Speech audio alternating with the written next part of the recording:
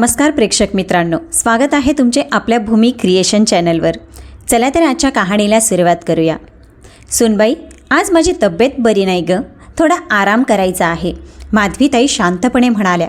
हे ऐकताच सून संतापली आणि तडकून म्हणाली, कशासाठी ठेवले आहे तुम्हाला या घरात? चेहरा बघायला का? आम्ही तुम्हाला खायला देतो, राहायला छप्पर दिला आहे आणि एवढंसं कामही तुमच्याने होत नाही का? हे ऐकून माधवीताईंच्या डोळ्यात अक्षरशः पाणी आलं। त्यांनी काहीच उत्तर दिलं नाही, फक्त मनात देवाजवळ प्रार्थना करू लागल्या। ज्याचं मन तू मऊ करू शकला नाहीस त्याला समजावून घेणं तुझ्याच हातात आहे। काळ पुढे सरकत गेला, पण एक दिवस असा आला जेव्हा माधवीताईंनीच आपल्या सुनबाईला असा धडा शिकवला। चला तर ते व्हिडिओद्वारेच बघूया। माधवीताई खोलीत बसून रामायणाचं वाचन करत होत्या। तेवढ्यात सुनबाई संतापल्या अवस्थेत आत आली आणि त्यांच्या पुढे पुसायचं फडकं फेकून म्हणाली, हे घ्या आणि संपूर्ण घराला पुसून टाका। माधवीताई शांतपणे म्हणाल्या, सुनबाई, अगं आज अंगात खूप वेदना होत आहे, मी आज इतकं काम करू शकत नाही। हे ऐकताच चित्राचं डोकं फिरलं। तिने कोणताही विचार न करता जवळचा झाडू उचलला आणि सासूवर तुटून पडली। आज तुमचं सगळं दुखणंच बरं करून टाकते मी, ती ओरडली। माधवीताई वेदनेने ओरडत राहिल्या, पण सुनबाईला काही फरक पडला नाही। ती मारहाण करतच राहिली। त्यांच्या उजव्या हाताची हाडं मोडली, त्या रडत खाली कोसळल्या।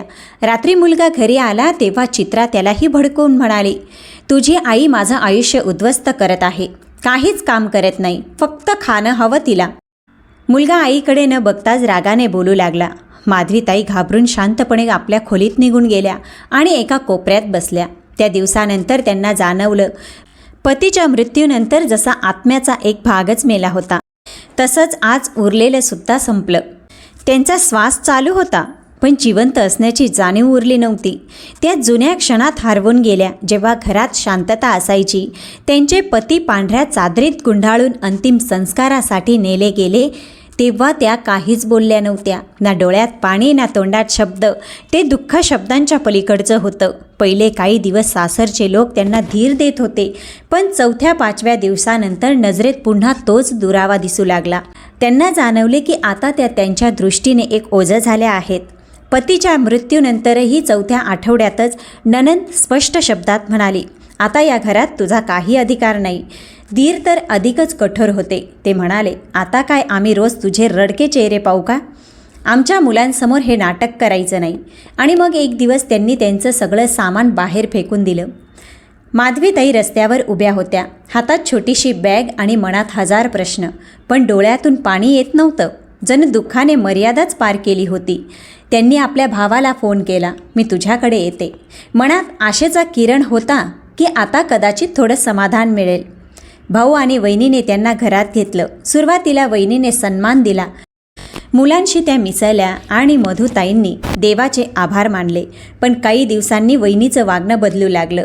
छोट्या गोष्टींवर चिडचिड, तिरकस बोलणं, आवाज वाढवून बोलणं सुरू झालं। माधवीताईंच्या मनात पुन्हा तीच जुनी भीती निर्माण झाली, कदाचित हे छप्परही माझ्या डोक्यावरून जाणार आहे। आणि मग तो दिवस आला जो त्यांच्या आयुष्यातील सर्वात कठीण दिवस ठरला। एका संध्याकाळी वहिनीने पतीला बोलावलं आणि माधवीताईंवर आरोप केले, ही घरात राहून माझ्या आणि मुलांच्या आयुष्यावर परिणाम करत आहे, माझ्या स्वातंत्र्यात अडथळा आणत आहे। भावाने पत्नीचं ऐकलं आणि संतापून म्हणाला, उद्या सकाळपर्यंत तू या घरातून निघून जा। माधवीताईंनी समजवण्याचा खूप प्रयत्न केला, पण काहीच उपयोग झाला नाही। त्या रात्री त्या विचार करत राहिल्या, मी इतकी वाईट आहे का की सगळे दरवाजे माझ्यासाठी बंद होतात? त्यांच्या मांडीवर छोटासा अजय होता, पतीची शेवटची आठवण, त्यांचं एकमेव आधारस्थान। क्षणभर त्यांना वाटलं की आयुष्य संपवावं, पण अजयकडे पाहून तो विचार त्यांनी दूर केला, जर मीच नसेल तर या निष्पाप लेकराचं काय होईल? त्यांनी डोळे पुसले आणि नव्या आयुष्याच्या शोधात निघाल्या। पदरात काही शिल्लक दागिने बांधले आणि एका ओळखीच्या माध्यमातून फॅक्टरीत कामाला लागल्या। त्यांना शिवणकामाचं चांगलं कौशल्य होतं, तिथे त्यांना शिलाई काम मिळाले। पगार फारसा नव्हता, पण त्या पैशात 2 वेळचं अन्न मिळू लागलं। त्यांचं जगणं पुन्हा हळूहळू सुरू झालं। दिवस कामात जात असे। रात्री माधवीताई अजयचा अभ्यास करवून घेत आणि उरलेला वेळ पूजापाठ करण्यात घालवत। अशा प्रकारचं जीवन कठीण नक्कीच होतं, पण प्रत्येक दिवस त्यांना हे जाणवून देत होतं की त्या कमजोर नाही, त्या एक आई आहेत जी आपल्या लेकरांसाठी सगळं काही सहन करू शकते. त्यांना एकच आशा होती की एक दिवस सर्व काही बदलेल. तो दिवस उशिरा येईल, पण मी हार मानणार नाही. सकाळची वेळ होती. फॅक्टरीत मशिनांचा आवाज घुमत होता.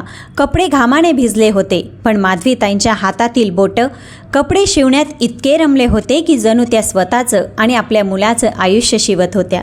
त्यांच्या मनात फक्त एक निर्धार होता की अजयला चांगलं आयुष्य मिळावं, की अजयचे त्यांच्या दारिद्र्याच्या, थकव्याच्या आणि भूतकाळाच्या सावल्यांपासून दूर जाऊन एक सुंदर जीवन जगावं. म्हणून त्यांनी आपला प्रत्येक थेंब परिश्रम आणि स्वप्नांसाठी अर्पण केला. वर्ष पुढे सरकत गेली आणि अजय शिक्षणात प्रगती करू लागला. त्याच्या डोळ्यातील चमक माधवीताईंना अंतःकरणातून समाधान देत असे. तो शाळेतून येऊन स्वतःचे कपडे धुवायचा, कामात त्यांना हातभार लावायचा. ते पाहून माधवीताईंच्या मनात अभिमान दाटून यायचा. माझा मुलगा वेगळा आहे, माझ्या संस्कारांची हीच साक्ष आहे. आणि मग तो दिवस आला ज्याचं स्वप्न माधवीताईंनी वर्षानुवर्ष पाहिलं होतं. अजयने कॉलेज पूर्ण केलं, मुलाखत दिली आणि त्याला नोकरीही मिळाली. जेव्हा त्याला पहिला पगार मिळाला, त्याने आईच्या हातात काही नोटा ठेवल्या. माधवीताईंच्या डोळ्यात अश्रू आले. त्यांनी मुलाला घट्ट मिठी मारली आणि मनोमन देवाचे आभार मानले. जीवनातील वेदना आता फळ देऊ लागल्या होत्या. असं वाटत होतं की आता त्यांच्या दुःखाचा शेवट जवळ आला आहे. त्यांना वाटलं आता आयुष्य शांततेत जाईल, मी माझ्या मुलाच्या आनंदात समाविष्ट होईल. पण त्याच काळात त्यांचा भाऊ आणि वहिनीचं वागणं पुन्हा बदलायला लागलं. जे लोक कधी काळी त्यांना घराबाहेर काढून रस्त्यावर सोडून गेले होते, ते आता दर तिसऱ्या दिवशी चौकशीला येऊ लागले. वहिनी तर डोक्यावर पदर घेऊन गोडगोड बोलू लागली, माफी मागण्याचं नाटक करू लागली. त्यांच्या बोलण्यातून खोटेपणाचा वास येत होता. पण माधवीताईंनी काहीच प्रतिक्रिया दिली नाही. त्यांना समजलं की त्यांच्या सुधारलेल्या परिस्थितीकडे पाहून आता ते पुन्हा नातं जोडायचा प्रयत्न करत आहेत. माधवीताईंच्या स्वभावातच होतं नाती तोडण्यापेक्षा जोडण्याचा प्रयत्न करणं. त्यामुळे त्यांनी आपल्या घराचे दरवाजे उघडे ठेवले. एक संध्याकाळी अजय त्यांच्या समोर येऊन बसला, चेहऱ्यावर काहीतरी गंभीर भाव. माधवीने विचारलं, काय झालं बाळा, सगळं ठीक आहे ना? अजय हळू आवाजात म्हणाला, आई मी एक निर्णय घेतला आहे. माधवी आश्चर्याने म्हणाल्या, कसला रे? तो म्हणाला, मी चित्राशी लग्न करायचं ठरवलंय. हे ऐकून माधवीताईंना जणू विजेचा झटका लागला. ही तीच चित्रा, त्यांच्या वहिनीची मुलगी, जिने कधी काळी त्यांच्यावर खोटे आरोप करून त्यांना घराबाहेर काढण्यात मुख्य भूमिका बजावली होती. त्या थक्क झाल्या. काही क्षण त्या काही बोलू शकल्या नाही. नंतर त्यांनी नजर वर केली आणि विचारलं, बाळा तुला माहीत आहे ना ती कोण आहे? तिच्या आईनं माझ्यासोबत काय केलं होतं? अजयने मान खाली घातली, पण तरीही तो ठाम आवाजात म्हणाला, आई काहीही झालं असलं तरी मला चित्रा आवडते. ती एक चांगली मुलगी आहे, तिला एक संधी द्यावी. माधवीताईंनी त्याला अनेक दिवस समजावलं, पण अजय ठाम राहिला. शेवटी त्यांनी मनावर दगड ठेवून हार मानली. एके दिवशी त्यांनी आपल्या भाऊ आणि वहिनीला घरी बोलवलं. स्वतःच चित्राच्या विवाहाचा प्रस्ताव ठेवला. तो त्यांच्या आयुष्यातील सर्वात कटू क्षण होता. वहिनीच्या चेहऱ्यावर पुन्हा तीच विजयी हास्य, तोच अहंकार दिसू लागला. पण माधवीताई शांत राहिल्या. मुलाच्या आनंदासाठी त्यांनी आपलं दुःख गिळून टाकलं. हे फक्त एक आईच करू शकते. ती आपल्या लेकराच्या सुखासाठी स्वतःचा द्वेष आणि अभिमान दोन्ही बाजूला ठेवू शकते. लग्न ठरलं, विधी झाली आणि चित्रा त्या घरात सून म्हणून आली. माधवीताईंच्या मनात आनंदाचा कणभरही भाव नव्हता. त्यांच्या प्रत्येक हसण्यात एक बनावटपणा होता. त्यांना ठाऊक होतं त्या नात्यात दडलेलं विष एक दिवस बाहेर नक्कीच येणार. पण त्या आई होत्या ना, म्हणून त्यांनी गप्प राहणं पसंत केलं. सगळं देवावर सोपवलं आणि स्वतःला नव्या परीक्षेसाठी तयार केलं. लग्नाच्या सुरुवातीला सगळं अगदी आनंदी दिसत होतं. सगळं देवावर सोडलं आणि स्वतःच्या नव्या परीक्षेसाठी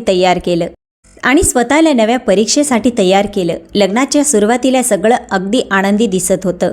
चित्रा हसतमुख होती, गोड बोलून सगळ्यांचं मन जिंकायचा प्रयत्न करत होती. ती माधवीताईंशी नम्रपणे बोलायची. हे पाहून माधवीताईंच्या मनात विचार आला, कदाचित मीच चुकीचे होते. ही मुलगी खरंच माझ्या मुलासाठी योग्य असावी. पण आईचं मन कधीकधी फसतं, तरी डोळे मात्र सत्य ओळखतात आणि ते सत्य फार काळ लपून राहिलं नाही. थोड्याच दिवसात चित्रा म्हणू लागली, आई आता आम्ही दोघं नोकरी करतो, त्यामुळे मी तुमच्या जबाबदाऱ्या उचलू शकत नाही. तुम्ही तुमचा स्वयंपाकघर वेगळं करा. हे ऐकून माधवीताईंच्या डोळ्यात अश्रू आले, पण त्या काही बोलल्या नाही. अजयने तात्काळ या निर्णयाला विरोध केला. आता हे शक्य नाही. अजयच्या या उत्तरामुळे चित्राच्या मनात मधुताईंबद्दल रागाची ठिणगी पेटली. तिच्या मते मधुताई तिच्या सुखाच्या आड येत होत्या. घरातील तिचं वागणं हळूहळू बदलायला लागलं. एके दिवशी माधवी स्वतःसाठी गरम पाणी करायला गेल्या तेव्हा पाहिलं की स्वयंपाकघराच्या दरवाजाला कुलूप लागलेलं होतं. त्या आश्चर्याने अजयकडे वळल्या आणि विचारलं, बाळा, स्वयंपाकघराला कुलूप का लावलंय? अजयने खांदे उडवत सांगितलं, आई, चित्राने सांगितलंय की जेवणाच्या वेळेशिवाय स्वयंपाकघर उघडले जाणार नाही. मधुताई काहीच बोलल्या नाही, पण आतून काहीतरी तुटलं. ते स्वयंपाकघर जिथे त्यांनी वर्षानुवर्ष आपल्या मुलासाठी प्रेमाने अन्न बनवलं होतं, त्यांच्या आवडीच्या प्रत्येक गोष्टी तयार केल्या होत्या. आज त्या जागेत पाऊल ठेवणंसुद्धा त्यांच्या इच्छेवर अवलंबून नव्हतं. काही दिवसातच घरातील प्रत्येक कोपऱ्यातून त्यांचं अस्तित्व नाहीसं होत गेलं. अजय जे पैसे दर महिन्याला त्यांच्या हातात ठेवायचं ते आता थेट सुनेच्या हातात जाऊ लागले. आता त्यांना स्वतःच्या गरजांसाठीही चित्रावर अवलंबून राहावं लागलं. तीच आई जिने आयुष्यात कधी कुणासमोर हात पसरवला नाही, आज औषधांच्या पैशांसाठी आपल्या सुनेसमोर नजर खाली करावी लागत होती. चित्रा त्यांना आदेश द्यायची, जणू ती कोणी नोकरच आहे. सकाळी उठून संपूर्ण घर साफ करून ठेवा, माझे कपडे धुवून ठेवा, माझे सँडलही स्वच्छ करा. कधी मधुताईंनी थकव्याने काम टाळलं किंवा काही बोलल्या तर चित्राच्या तोंडून असे कडवट शब्द निघायचे की ज्यांची वेदना दिवसभर मनात घोळत राहायची. एके दिवशी त्या फार थकल्या होत्या. त्यांनी शांतपणे सांगितलं, सुनबाई, आज तब्येत बरी नाही आहे, थोडा आराम करायचा आहे. ते ऐकून चित्राचा आवाज धारदार झाला. कशासाठी ठेवलं आहे तुम्हाला घरात? आम्ही खायला देतो ना, राहायला छप्पर दिलं आहे ना, आणि एवढंही काम तुमच्याने होत नाही? त्या क्षणी माधवीताईंच्या डोळ्यात पाणी आलं. त्यांनी काही उत्तर दिलं नाही, फक्त मनात प्रार्थना, देवा, ज्याचं मन तू मऊ करू शकला नाहीस त्याला समजावणं तुझंच काम आहे. दिवसेंदिवस त्यांचं मन आणखी तुटत गेलं. त्या विचार करत राहिल्या, मी कधी कोणाच्या मुलीशी असं वागले नाही, मग माझ्यात सारखी दुसरीची मुलगी मला माणूस म्हणून का बघत नाही? अजय सगळं त्यांच्या समोरच होतं, पण तो डोळे कान बंद करून बसलेला होता. तो नेहमीच आपल्या पत्नीचीच बाजू घ्यायचा. आई, तूच चुकीचं समजत आहे. चित्रा खरोखर समजूतदार आहे. तूच प्रयत्न कर. माधवीताई काही बोलत नाहीत, फक्त विचार करत राहतात. हा तोच माझा अजय का, जो कधी माझ्याशिवाय झोपूही शकत नव्हता? आज त्याला माझे अश्रूही दिसत नाहीत. त्या देवासमोर हात जोडून उभ्या राहत म्हणाल्या, मला फक्त थोडं धैर्य दे देवा, थोडं समाधान दे. तर माझ्या लेकराकडून इतकं सुख अपेक्षित नव्हतं का? चित्रा दिवसेंदिवस अधिक कठोर होत गेली. कधी ती त्यांच्यावर चोरीचा आरोप लावत असे, कधी काही काम न केल्याबद्दल टोमणे मारत असे. पाहुणे आले की चित्रा माधवीताईंना खोलीत बंद करून ठेवायची आणि बाहेर सांगायची, आईंची तब्येत बरी नाही, त्या आत विश्रांती करत आहेत. आणि माधवीताई आत बसून अश्रू दाबत भिंतीला टेकून रडत राहायच्या. प्रत्येक दिवसागणिक त्यांची स्थिती अधिक वाईट होत गेली. घरात त्यांची किंमत आता फक्त एक ओझं म्हणून उरली होती. त्या एका कोपऱ्यात सीमित झाल्या, जिथे फक्त आठवणी होत्या, थोडी शांतता आणि मनात सतत टोचणारा एक वेदनादायी भाव. फक्त जेव्हा त्या पूजा करायच्या तेव्हाच थोडं समाधान मिळायचं. तो एकमेव क्षण जेव्हा त्या स्वतःला या जगापासून दूर आपल्या देवाजवळ जाणवत होत्या. ती छोटीशी खोली आता त्यांच्यासाठी मंदिरासारखी झाली होती. त्या आजही देवासमोर शांतपणे प्रार्थना करत बसल्या होत्या. तेवढ्यात दरवाजा धाडकन उघडला. चित्रा आत आली, हातात पोछा, चेहऱ्यावर राग आणि डोळ्यात तीच जुनी द्वेषाची छटा जी आता कायमची स्थिर झाली होती. माधवीताई दचकल्या. चित्रा ओरडली, हा घ्या पोछा आणि संपूर्ण घर साफ करा. तिने पोछा त्यांच्या समोर फेकला. माधवी तिच्या रागीट चेहऱ्याकडे पाहत म्हणाल्या, बाळा, अंग खूप दुखतंय, आज मी साफसफाई नाही करू शकत. हे ऐकून चित्रा आणखीन भडकली. तिला ना त्यांच्या वयाची जाणीव होती ना एवढंच की त्या क्षणी देवासमोर बसल्या होत्या. तिने वायपर उचलला आणि त्यांच्या हातावर जोरदार मारला. वेदनांची तीव्र लाट संपूर्ण हातभर पसरली. त्यांनी हुसहुसत हात मागे घेतला, पण चित्रानं बोलणं थांबवलं नाही. आज तुझं सगळं दुखणं संपवते मी. ती त्यांना मारत राहिली आणि माधवीताई असहाय्यपणे स्वतःला सावरायचा प्रयत्न करत राहिल्या. त्यांची पूजा अपुरी राहिली. डोळ्यातून अश्रू वाहत होते. त्यांच्या मनात आलं, कधी देवाची शपथ दिली तर ती थांबेल. त्यांनी हात जोडले आणि म्हणाल्या, चित्रा, देवाच्या नावानं थांब. मी तुझी आईसारखी आहे. पण तिच्या मनात मानवता उरलीच नव्हती. थांबायच्या ऐवजी ती आणखी जोरात ओरडली, अजूनही मेली नाहीस तू? रोज रडत बसतेस, आमच्या आयुष्यातून नाहीशी हो. हे शब्द माधवीताईंच्या हृदयात बाणासारखे घुसले. त्यांच्या हाताची हाडं तुटली होती. वेदना असह्य झाल्या होत्या. त्या जमिनीवर बसल्या. देवासमोरच दिवा अजूनही पेटत होता. त्यांनी देवाकडे पाहिलं. काहीतरी कुजबुजल्या. मी सुद्धा तुझंच लेकरू आहे ना, तूच आता न्याय दे. त्या बऱ्याच वेळ देवासमोर मान झुकून बसून राहिल्या. अश्रू सतत वाहत होते. हाताचा त्रास आता छातीत जाणवू लागला होता. श्वास धापत होता. प्रत्येक क्षण वेदनेने भरलेला. कसबसा उठल्या तेव्हा अंगात थकवा आणि अशक्तपणा जाणवत होता. चित्रा निघून गेली. दरवाजा बंद होता. त्यांच्या मनात आलं, आता अजयला सगळं सांगावं. पण पुढच्या क्षणी विचार आला, तो माझ्यावर विश्वास ठेवणार नाही. एकदा आधीही जेव्हा तिने फक्त इतकंच म्हटलं होतं की चित्राचं वागणं बरोबर नाही, तेव्हा अजयने तिला समजावलं होतं, आई तू जरा जास्त विचार करतेस. चित्रा मनानं वाईट नाही आहे. माधवीताईंना माहीत होतं की यावेळीसुद्धा तसंच होईल, म्हणून त्या शांत राहिल्या. त्यांनी ना जेवण मागितलं ना पाणी. फक्त आपला मोडलेला हात कपड्याने बांधून बिछाण्यावर आडव्या झाल्या. संपूर्ण रात्र त्या शब्दांचे आवाज त्यांच्या कानात घुमत राहिले. तू अजून मेली नाही का? हा तिरस्कार त्या आयुष्यभर विसरू शकल्या नाहीत. जेव्हा एखादी सून आपल्या सासूला मरून जाण्यास सांगते तेव्हा ती फक्त शरीरावर नाही तर आत्म्यावरही जखम करते. सकाळी डोळे उघडले तर तीच शांतता पसरली होती. त्यांनी पुन्हा एकदा अंतःकरणातून देवांची आठवण केली. देवा, जर मी कधी कोणाचं वाईट केलं असेल तर मला माफ कर, पण जर मी निर्दोष असेल तर माझ्याशी न्याय कर. त्यांच्यात काहीतरी बदल होत होता. मन आता अधिक दृढ होत चाललं होतं. त्या समजून गेल्या होत्या की आता कुणाकडूनही अपेक्षा ठेवायची नाही, कारण एकटा देवच पुरेसा आहे. आणि त्यांनी मनात एक निश्चय केला, जोपर्यंत श्वास आहे तोपर्यंत सहन करेन, पण देवावर कधी तक्रार करणार नाही. जो मन जाणतो तोच एक दिवस माझा न्याय करेल. त्यांच्या हातात मुंग्या येत होत्या. सूज वाढत चालली होती, पण त्या शांत होत्या, कारण त्यांना ठाऊक होतं की इथं कुणालाच त्यांच्या वेदना दिसणार नाही. इथे फक्त तेच खरं मानलं जाणार आहे जे इतरांना दाखवलं जातं. संध्याकाळी अजय ऑफिसहून आला, थकलेला, पण चेहऱ्यावर नेहमीसारखी कठोरता. माधवी धीर करून त्यांच्या समोर बसल्या. हळू आवाजात म्हणाल्या, बाळा बघ, माझा हात फार सुजला आहे. कदाचित हाड मोडलं असावं. अजयने एक नजर टाकली आणि काळजी करण्याऐवजी त्याच्या डोळ्यात राग चमकला. आई, हा पुन्हा काय नवीन ड्रामा आहे? तू नेहमी तक्रारी करत राहतेस, कधी शांत बसतेस का? चित्रा म्हणत होती की तू स्वतः घसरलीस आणि आता तिच्यावर दोष टाकत आहे. हे ऐकताच माधवीताईंच्या नजरेसमोर काळोख दाटला. हा तोच अजय होता का जो कधी त्याच्या हलक्या धुंदक्यावरही धावत येत असायचा? आज तोच त्यांच्या मोडलेल्या हाताला ड्रामा म्हणत होता. त्यांचं हृदय तुटलं, गळा दाटून आला. फक्त एवढंच बोलू शकल्या, तुला माझ्यावर विश्वास नाही का? अजयने चेहरा वळवला आणि त्या शांतपणे खोलीत परत गेल्या. रात्रीचा शेवटचा प्रहर होता. सगळं शांत. त्यांनी डोळे मिटले होते, पण मन जाग होतं. ते देवाशी बोलत होत्या, आपले दुःख सांगत होत्या, समाधान मागत होत्या. तेवढ्यात एक भयानक किंकाळीने ती शांतता भंगली. त्या दचकल्या. आवाज स्वयंपाकघरातून येत होता. तो कोणी परक्या स्त्रीचा नव्हता, तो चित्राचा होता. थरथरत्या पायांनी त्या दरवाजाकडे गेल्या. तेवढ्यात अजय धावत आला. स्वयंपाकघराकडे गेला. माधवीताई दारात पोचल्या आणि फक्त एवढंच ऐकलं, आई, चित्राला काहीतरी किड्याने चावलंय. त्यांचं हृदय जोरात धडधडू लागलं. चित्रा जमिनीवर पडली होती, हात घट्ट धरलेले, डोळ्यात भय. अजयने तिला तातडीने गाडीत बसवलं आणि हॉस्पिटलला निघून गेला. माधवी दारात उभ्या राहिल्या होत्या आणि ती गाडी दूर जाताना पाहत होत्या. मनात अस्वस्थता. हा तोच हात होता ज्याने काल मला मारलं आणि आज तोच क्षण होता जो सगळं बदलून टाकणार होता. रात्रीचा उरलेला वेळ त्यांनी अंधारात घालवला. डोळ्यांना झोप नाही. कधी काळजी वाटे, कधी दया येई. पण एक गोष्ट स्पष्ट होती, देवाने त्यांची दखल घेतली होती. कदाचित हा न्यायाचा आरंभ होता.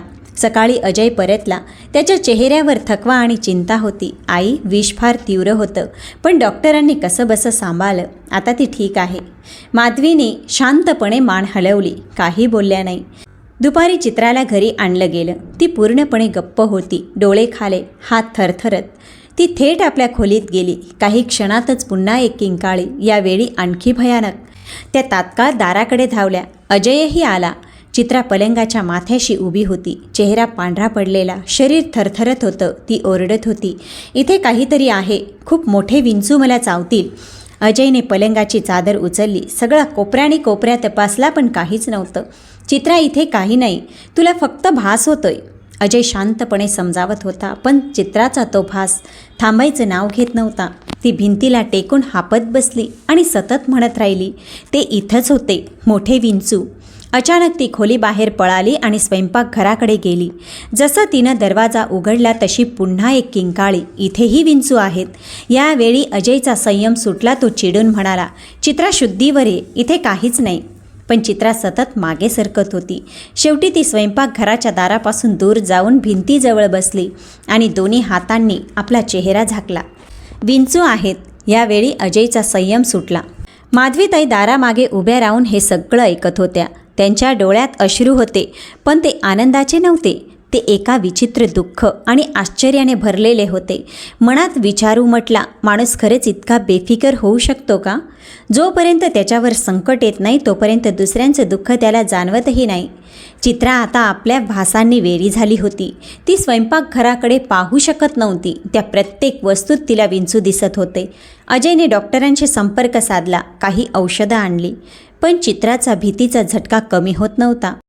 रात्री पुन्हा किंकाळ्या ऐकू यायच्या, वाचवा, तो माझ्या पलंगावर आहे. अजय प्रत्येक वेळी खोलीत धावायचा, सगळं तपासायचा, पण तिथं काहीच नसायचं. आता चित्रा माधवीताईंकडे एका नोकराणीपेक्षाही कमी नजरेनं पाहू लागली. माधवी मात्र आपल्या डोळ्यांनी अनेक सत्य पाहू लागल्या होत्या. ते सत्य जी पूर्वी त्या खोटी समजत होत्या, त्यांच्या देवाचा न्याय हळूहळू समोर येत होता. चित्रा जणू एखाद्या स्वप्नांच्या सावलीत जगत होती. ती ना झोपत होती ना खात होती. फक्त एकच वाक्य वारंवार म्हणायची, ते येणार, ते परत येणार. आणि माधवी शांतपणे हे सगळं पाहत राहिली. नेहमीप्रमाणे पूजा करत राहिली आणि मनात म्हणत होती, देवा, तू खूप मोठ्या अंतःकरणाचा आहेस, तू सगळं पाहतोस, तू नक्की न्याय करशील. तो क्षण आता जवळ येत होता, जेव्हा सगळ्यांचे खरे चेहरे उघड होणार होते. ज्या वेदना त्यांनी भोगल्या होत्या त्या आता सगळ्यांना परत मिळणार होत्या, कदाचित अधिक भयंकर रूपात.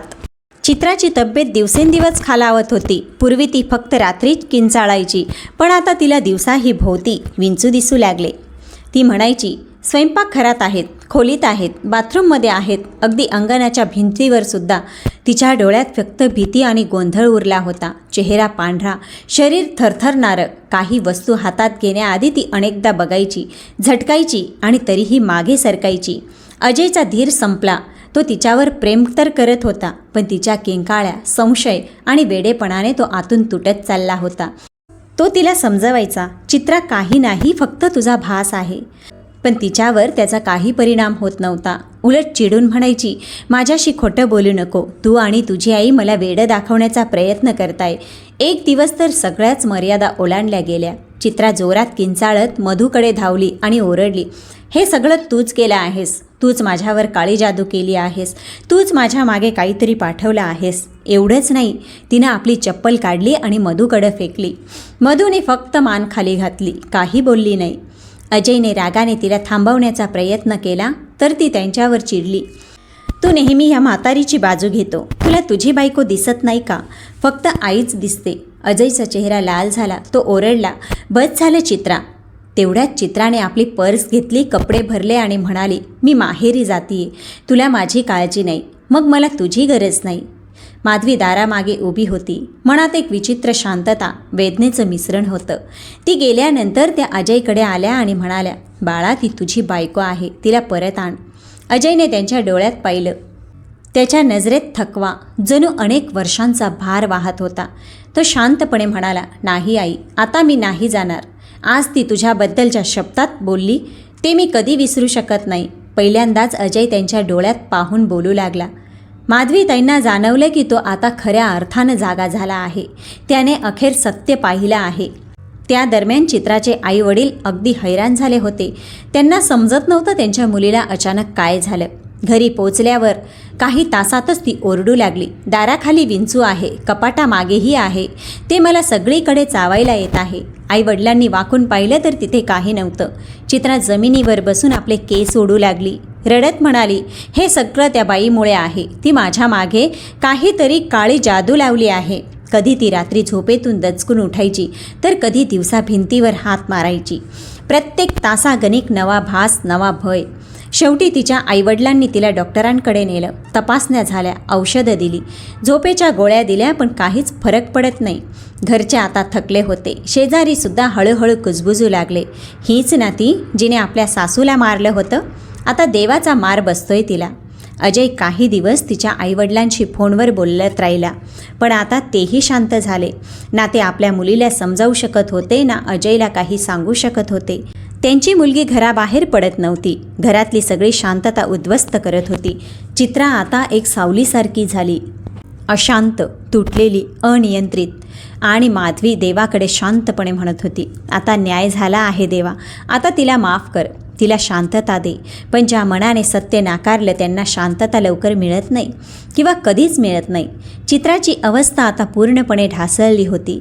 तिला ना दिवसाचं भान होतं, ना रात्रीचा विसावा.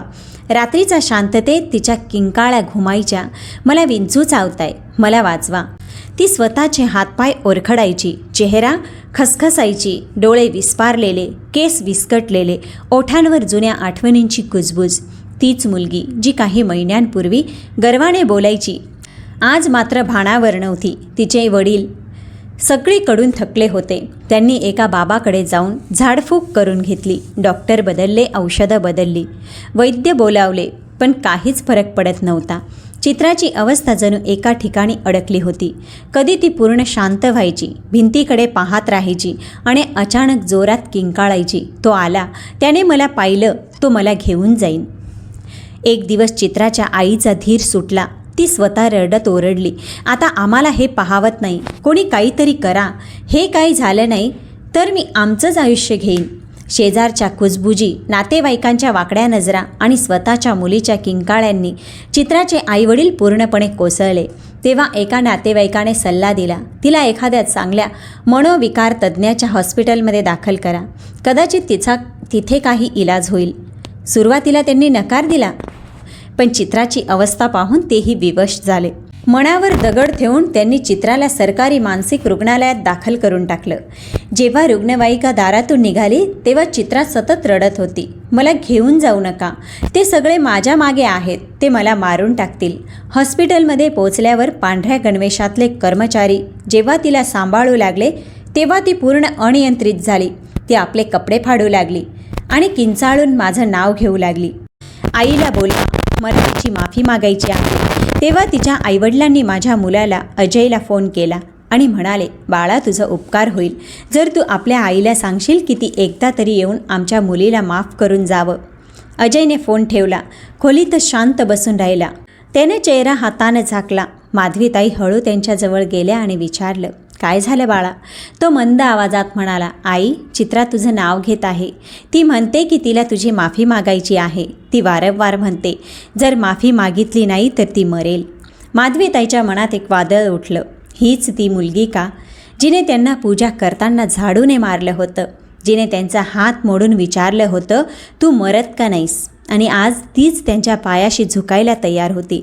तीच जीभ जी कधी विष उगाळायची आणि आज तीच माफी मागण्यासाठी तरफडत आहे. त्यांना भोवळ यावी इतका सारा भूतकाळ डोळ्यांसमोर फिरू लागला. हृदय क्षणभर थांबलं. त्यांनी डोळे मिटले आणि मनात म्हणाल्या, हे देवा, आता निर्णय तुझाच आहे, मी तर तुझीच भक्त आहे. त्यांचं मौन अजयला समजलं. त्याने हळूच विचारलं, आई, तुला वाटत असेल तर मी तुला रुग्णालयात नेतो. माधवीताईंनी नकारार्थी मान हलवली. आता गरज नाही. ज्या अंतःकरणातून शाप बाहेर पडला होता तो जरी स्वीकारला गेला तरी जखमा राहतातच. अजय शांत झाला. कदाचित आता त्यालाही समजलं होतं. काळाने त्याला ते सगळं दाखवलं होतं जे एक आई वर्षानुवर्ष सहन करत आली होती. दुसऱ्या दिवशी चित्राची तब्येत आणखीनच बिघडली. ती स्वतःचे केस ओढू लागली, स्वतःला जखमा देऊ लागली. डॉक्टरांनी तिला जबरदस्ती औषध दिलं. तिचा आवाज खोलीभर घुमत होता, आई मला माफ कर, आई मला माफ कर. तिचे वडील दाराजवळ थरथरत उभे होते. आई भिंतीला टेकून रडत होती. डॉक्टर हताशपणे इंजेक्शन देत होते. मधुताईंनी हे सगळं ऐकलं, सगळं जाणवलं. पण मनात एक विचित्र शांतता.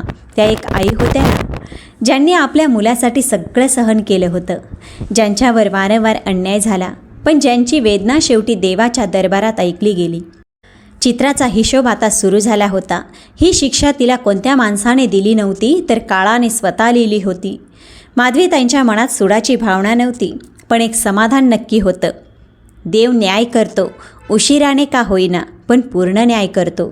त्या दिवशी सकाळ नेहमीसारखीच होती, पण मनात एक बेचैनी. त्या रोजच्याप्रमाणे पूजा करत होत्या. तेवढ्यात दारावर टकटक झाली. दार उघडलं तर समोर त्यांचा भाऊ आणि वहिनी उभे होते. त्यांचे चेहरे एवढे उतरले होते की एक क्षण त्यांना विश्वास बसला नाही. हे तेच लोक का ज्यांनी वर्षापूर्वी खोट्या आरोपांवरून त्यांना घराबाहेर हकलून दिलं होतं? भावाच्या हातात एक छोटीशी पोटली होती. जणू एखादा प्रवासी दारावर आसरा मागत आला होता. माधवीताई काही बोलायच्या तोपर्यंत वहिनी त्यांच्या पायाशी कोसळली. रडत म्हणाली, फक्त एकदा देवाच्या नावानं मला माफ करा. माधवीताई एका दगडासारख्या थिजल्या, ज्यांनी आयुष्याच्या सर्वात कठीण क्षणात त्यांचा हात सोडला होता. आज त्या त्यांच्या पायाशी रडत होत्या.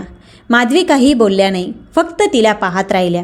तिच्या डोळ्यातून वाहणारे अश्रू, कापत असलेले हात आणि चेहऱ्यावरची लाज, हे सगळं पाहून माधवीताई अनेक वर्ष मागे गेल्या. भाऊ पुढं आला.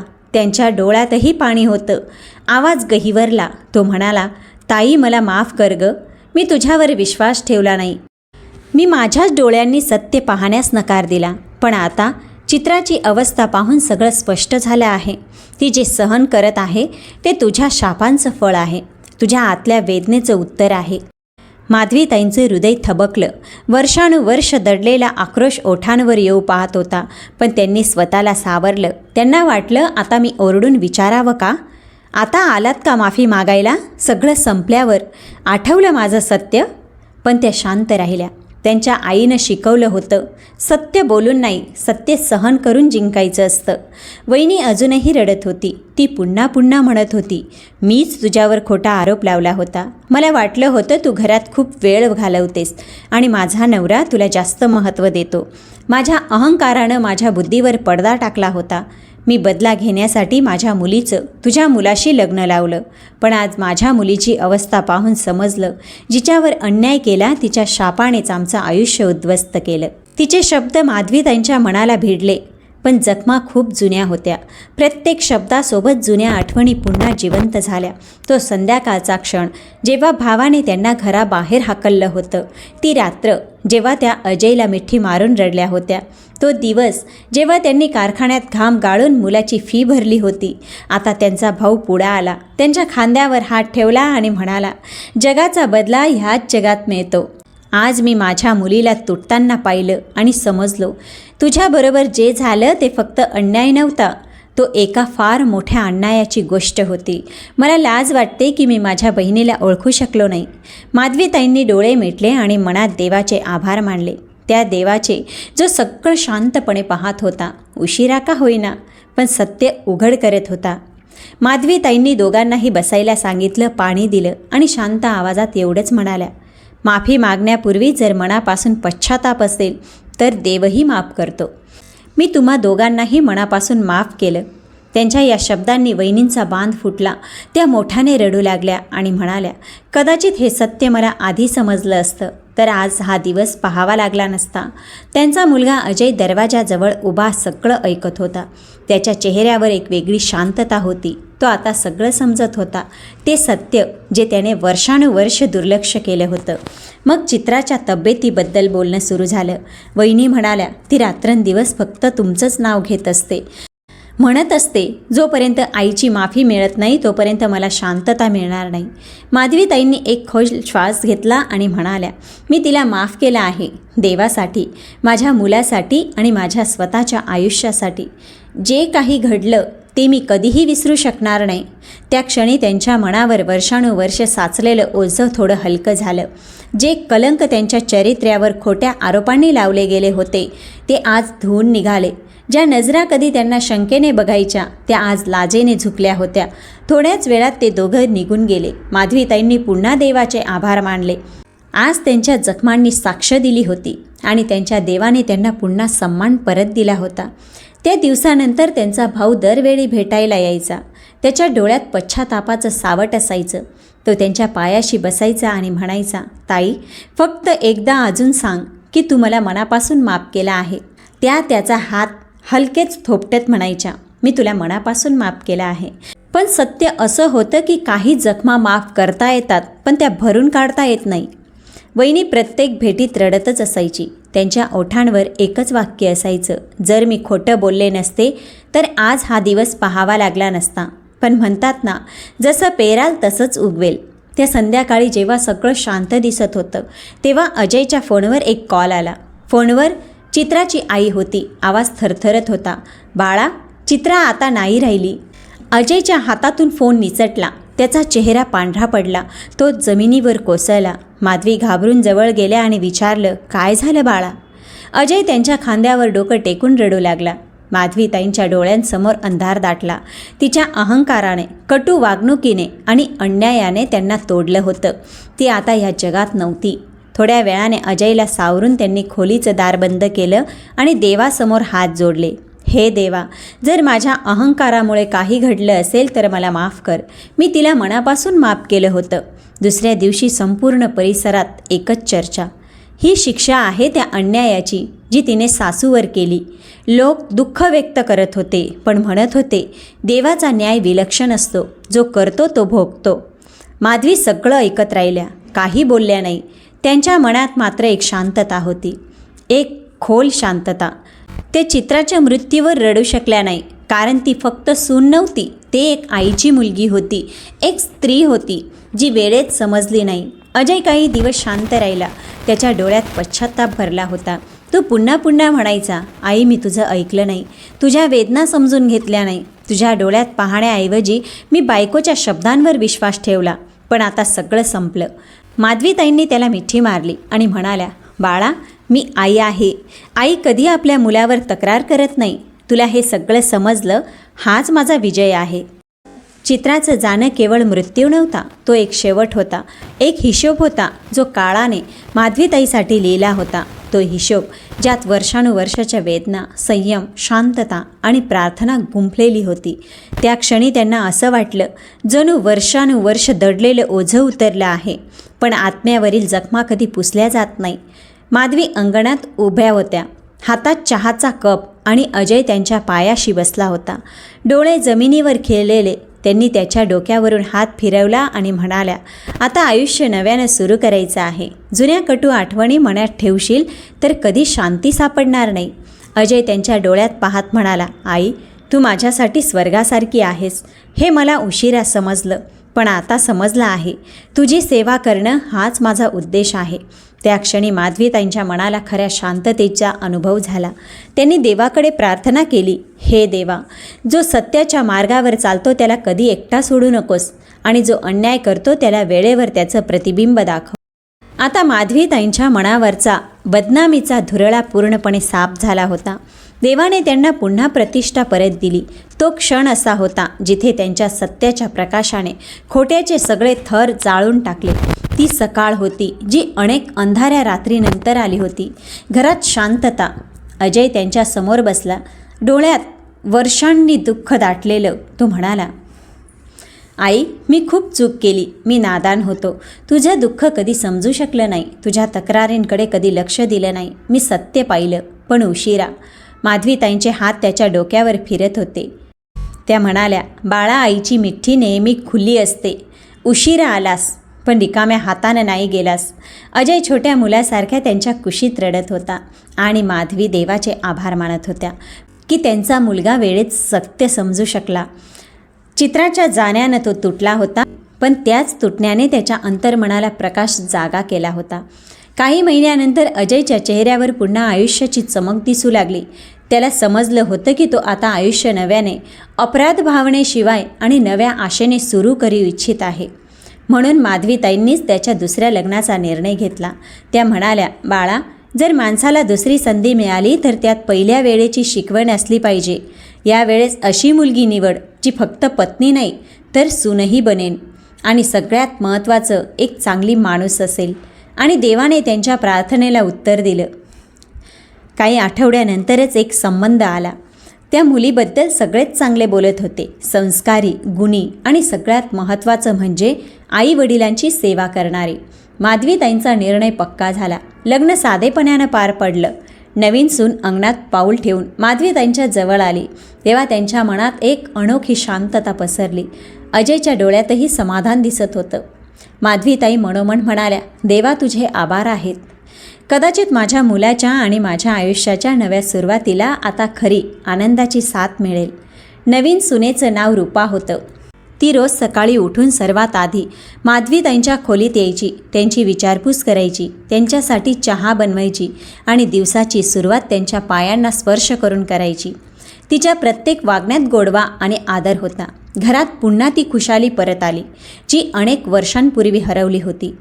जेवणाच्या टेबलावर पुन्हा हसू ऐकू येऊ लागलं. स्वयंपाकघरातून रुचकर सुगंध दरवळत होता आणि अजय आता माधवीताईंना आपल्या आयुष्याचा अविभाज्य घटक मानू लागला. तो संध्याकाळी ऑफिसमधून परत आल्यावर माधवीताईंच्या खोलीत बसून त्यांच्याशी गप्पा मारायचा. आई, आज जी शांतता आहे ती कधीच नव्हती. आयुष्य पुन्हा स्वतःचं खरं रूप परत मिळवत आहे. हे ऐकून माधवीताईंच्या डोळ्यात पाणी आलं. आज त्यांच्या आयुष्यात तीच शांती होती ज्याची त्यांनी आयुष्यभर प्रतीक्षा केली होती. त्यांनी जेवढं संयमाने सहन केलं त्याचं फळ आता मिळत होतं. त्यांचा मुलगा बदलला होता. तो आता दुसऱ्यांवर विश्वास ठेवण्याऐवजी आपल्या आईचं ऐकू लागला. तिच्या प्रत्येक बोलण्याचा आदर करू लागला. तो आता त्यांच्या त्यागाला केवळ कर्तव्य म्हणून नाही तर कृतज्ञतेने भरलेल्या भावनेनं पाहत होता. ती चित्रा, जिला माधवीताईंनी कधी आपल्या वेदनेचं दुसरं नाव मानलं होतं, तिचा शेवट आता सगळ्या जगासमोर होता. शेजारच्या बायका जेव्हा त्यांच्या घरी येत तेव्हा नजरा खाली करून म्हणत, ताई, तुम्ही जे सहन केलं ते दुसरं कोणी असतं तर कधीच केलं नसतं. कदाचित मेलाच असता. तुमच्या संयमाने तुम्हाला वाचवलं. आणि शेवट एक सगळ्यांसाठी धडा बनला. जेव्हा माधवी फक्त हसत म्हणायची, धडा फक्त त्यांना नाही, मला पण मिळाला. देवावर विश्वास ठेवायचा, शांततेने सगळं सहन करायचा आणि क्षमा करण्याचा. त्यांची नवीन सून रूपा आज त्यांच्याशी चहासारखी एकरूप झाली होती. ती स्वतःचं प्रत्येक काम स्वतः करत असे. अजय दररोज त्यांना जाणवून देत असे की आता त्याने आपल्या आईला खरंच ओळखलं आहे. तो त्यांना त्यांच्या जुन्या आठवणींपासून दूर ठेवण्याचा प्रयत्न करत असे. पण काही जखमा अशा असतात की त्या भरतात पण त्यांचे ठसे कायम राहतात.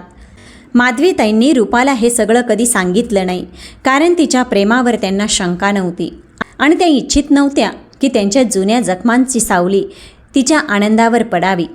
मी त्या सगळ्या स्त्रियांकरता प्रार्थना करते ज्या आजही माधवीताईंसारख्या परिस्थितीतून जात आहेत. त्या शांत आहेत पण आतून शिकत आहेत. माझी देवाकडे प्रार्थना आहे, कोणत्याही मुलीला, आईला किंवा बहिणीला तसं दुःख सहन करावं लागू नये जे माधवीताईंनी सहन केलं. कोणालाही आपल्या सन्मानासाठी लढावं लागू नये. कोणाचा संयम त्यांच्यासाठी शाप ठरू शकतो. ज्यांनी अन्याय केला त्यांना समज द्या आणि जे असहाय्य आहेत त्यांना धैर्य द्या. आज माधवीताईंना त्यांचा सन्मान परत मिळाला आहे. पण प्रत्येक स्त्री एवढी भाग्यवान नसते. हे सर्व त्यांच्या देवाच्या कृपेने झालं होतं. देवाने त्यांना सगळं परत दिलं आणि माधवीताई त्यांच्या अखेरच्या श्वासापर्यंत त्या देवाच्या ऋणी राहिल्यात. प्रेक्षक मित्रांनो, ह्या कथेतील चित्राला वरून जे फळ मिळालं त्याबद्दल तुमचं काय मत आहे कॉमेंट करून जरूर सांगा. आणि ही आजची कथा तुम्ही कोणत्या शहरातून बघत आहात ते आवर्जून सांगा. कथा आवडली तर व्हिडिओला लाईक, चॅनलला सबस्क्राईब करा आणि कॉमेंटमध्ये ओम नमः शिवाय सुद्धा लिहा. चला तर भेटूया पुढच्या व्हिडिओत.